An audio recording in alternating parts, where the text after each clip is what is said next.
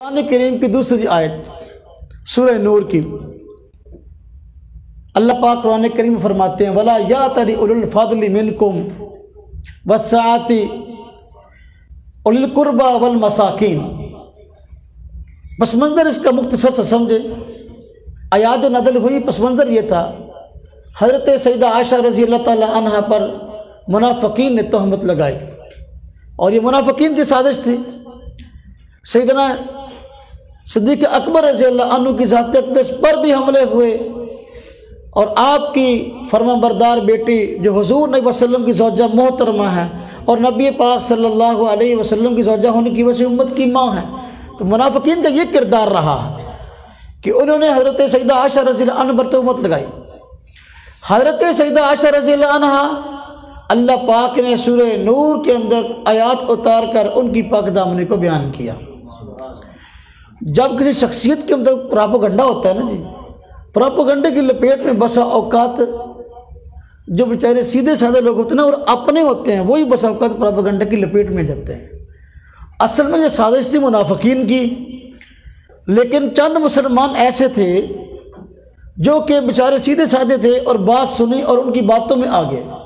जो बात उन्होंने कही ये बात इन चंद हजरात ने भी कह दी। बाद में जब कुरान करीम की आयत नाज़िल हुई तो उनको सज़ा दी गई। उन हजरात में से एक हज़रत मिस्ता सहाबी भी हैं। हज़रत मिस्ता माली लिहाज से कमज़ोर सहाबी थे। सैयदना सिद्दीक़ अकबर रज़ी अल्लाह ताला अन्हु इन पर माल खर्च किया करते थे, लेकिन जब ये मामला हुआ कि हज़रत मिस्ता की तरफ से कुछ बातें इस तरह की देखने में आई जो परेशान कुन थी और वक्ती हालात से मुतासर होकर उन्होंने बात की और बाद में झूठ का पोल खुल गया, तो सैयदना सिद्दीक़ अकबर रज़ी अल्लाह अन्हु ने कसम खा ली कि आइंदा मैं मिस्ता पर कोई माल खर्च नहीं करूँगा। तो अल्लाह रब्बुल इज़्ज़त ने कुरान करीम के अंदर, चूँकि वो भी सहाबी थे, बात में अर्ज़ करूँ सहाबी थे, सहाबा किराम से अगर कोई ख़ता हुई भी है ना जी, उन्होंने इस तरह फिर सच्चे दिल से तौबा की है कि रहती दुनिया तक मिसाल बन गई है। सहाबा किराम की ख़ताओं को लेकर भी ये टोला जो है ना इतराज़ात करता है को जी फ़लाँ मौका पर फ़लाँ सहाबी से फ़लाँ गलती हुई, फ़लाँ मौका पर फ़लाँ सहाबी से फ़लाँ गलती हुई, फ़लाँ मौका पर फ़लाँ गलती हुई, तो मालूम हुआ सहाबा ठीक नहीं थे। हालांकि ये बात गलत है।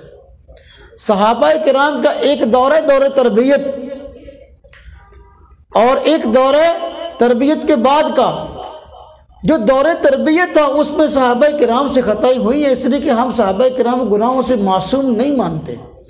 अलबत्ता हम महफूज ज़रूर मानते हैं कि सहाबी हो गुनाह हो जाए नाम अमाल में रहने नहीं देता, बल्कि अल्लाह पाक उसको ऐसी तौबा की तौफीक अता फरमाते हैं कि दुनिया के लिए मिसाल बन जाते हैं। तो हज़रत मिस्ता ने तौबा कर ली। तो लिहाजा ये जो लोग कहते हैं ना फ़लाँ साहबी ने फ़लाँ गलती की, फ़लाँ साहबी ने फ़लाँ गलती की, वो दौर तरबियत की बातें करते हैं। अल्लाह पाक ने जब उनको फ़ारिग तहसील किया और सनद दे दी रज़ी अल्लाह अन्हु व रज़ू अन्हु व कुल्लुम वअदल्लाहु हुस्ना, अब जब उनको सनद मिल गई तरबियत के बाद, अब तरबियत वाली बातों को लेकर इतराज़ करना बहुत बड़ी जहालत है। जिस तरह कि आज हमारे दुनिया में कोई उस्ताद मौजूद हो किसी शोबे में, मेरे उस्ताद जी बैठे हैं, तो अपना हज़रत मास्टर अब्दुल वारिस साहब, तो मेरे उस्ताद जी हैं तशरीफ़ फरमा हैं। अब उस्ताद जी हैं, हम उनके शागिर्द हैं। शागिर्दों आप जब आदमी पढ़ता है तालीम के दौरान इंसान से बहुत सारी गलतियाँ होती हैं। जब गलतियाँ होती हैं तो जो अपने साथी होते हैं, जो इर्द गिर्द के लोग होते हैं, बस औकात उनको याद रहता कि फ़लाँ मौके पर इसको कान पकड़ाए थे, फ़लाँ मौका पर इसको मार पड़ी थी, फ़लाँ मौके पर इसको खड़ा किया था, तो वो याद रह जाता है। तो बस औकात फिर दोहराया जाता है। वो दौर तरबियत की बातें हैं, उस पर कोई एतराज़ नहीं है। एक आलिम दौर तरबियत के अंदर, हमारे माशरे में ऐसा होता है, हर शोबे में ऐसा होता है, जब दौर तरबियत के अंदर उससे गलतियाँ होती हैं, लेकिन गलतियाँ होने के बाद जब उसको सनद मिल जाती है और उस फन का वो या माहिर बन जाता है या नुमाइंदा बन जाता है, तो उसके बाद वो पुरानी गलतियाँ दोहराई नहीं जाती। अब कोई आलिम दीन बन गया, जब वो हिफ्ज़ करता था उसको कान पकड़ाए जाते थे, उसको डंडे पड़ते थे। अब कोई आदमी कहे कि नहीं मैं तुझे जानता हूँ, तो कुरान पाक जब हिफ्ज़ करता था फ़लाँ मौके पर तुझे कान पकड़ाए थे उस्ताद ने, लिहाजा अब मैं तेरी बात नहीं मानूंगा। तो वो तो भी तालिब इल्म की बात थी, वो तो दौरे तरबियत था, ये तो कोई बात नहीं। सहाबा किराम रिज़वानुल्लाह ताला अलैहिम अजमाइन, इनका दौरे तरबियत था। अल्लाह रब्बुल इज़्ज़त ने सहाबा किराम को माफ़ फरमा दिया और कुरान करीम में ऐलान फरमा दिया फल्लाहु अन, जब अल्लाह पाक की ज़ात ने माफ़ कर दिया और कुरान करीम में अल्लाह पाक फरमाया इनके हक़ में इस्तिग़फ़ार करें, वसल्लि अलैहिम इन्ना सलातक सकनुल्लाह, उनको दुआएं दें, आपकी दुआएं इनके हक़ में सुकून का बायस है। हुज़ूर नबी पाक सल्लल्लाहु अलैहि वसल्लम दुआएं दे रहे हैं कि आपकी दुआएं सहाबा किराम के हक़ में कबूल ना हुई होंगी, यकीनन कबूल हुई हैं।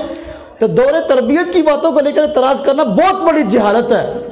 सहाबा किराम में हज़रत मिस्ता के ऐसा हुआ तो लिहाजा जब सज़ा मिली तौबा भी कर ली।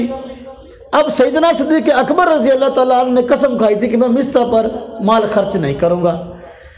तो अल्लाह पाक ने कुरान करीम में आयत उतार दी, वला यातली उलिल फ़ज़्लि मिनकुम वस्साअति, भी देखो कसम ना खाएं जो फजीलत वाले लोग हैं, वो माली वसत वाले लोग हैं, किनके मुतल्लिक़, उलिल कुर्बा, करीबी रिश्तेदारों के मुतल्लिक़ कि उनको नहीं देंगे, मसाकीन को नहीं देंगे, अल्लाह के खातिर हिजरत करने वालों को नहीं देंगे, वल महाजिरीन फी सबीलिल्लाह, बल्कि इनको चाहिए फजीलत वाले लोगों को वल याफू वल यस्फहू, दरगुजर करें, चशमपोशी से काम लें। अब अल्लाह पाक फरमाता है सहाबी से गलती हो जाए तो फिर उसको माफ़ कर दो। ये कैसा तबका जो 14 साल हो गया आज माफ़ नहीं कर रहा। सैयदना सिद्दीक़ अकबर रज़ी अल्लाह अन्हु ने अपनी कसम को तोड़ा और हज़रत मिस्ता का वजीफ़ा फिर जारी कर दिया। बात समझ में आई? तो कुरान करीम यहाँ फरमाया गया वला यातली उलिल फ़ज़्ल, इस बात पे इजमा है, इस बात पे इजमा है। हज़रत गलबन इमाम राज़ी रहमतुल्लाह ने लिखा है कि ये आज सैयदना सिद्दीक़ अकबर रज़ी अल्लाह अन्हु के बारे में नाज़िल हुई है। और इसी तरह जो पहली आयत मैंने पेश की वह सूरह लैल की वसयुजन्नबुहल अतक़ा, इमाम राज़ी तफ़सीर कबीर के अंदर वहाँ भी लिखा है कि अहले सुन्नत जमात का इजमा है कि इससे मुराद हज़रत सैयदना सिद्दीक़ अकबर रज़ी अल्लाह अन्हु की ज़ात है। तो फिर आपका अफजल होना साबित हुआ, बिल्कुल कुरान करीम से हुआ। तो फिर ये कहना कि सैयदना सिद्दीक़ अकबर रज़ी अल्लाह अन्हु की ज़ात अफजल नहीं है, कुरान करीम की इन आयात को मशकूक बनाने की साजिश। अल्लाह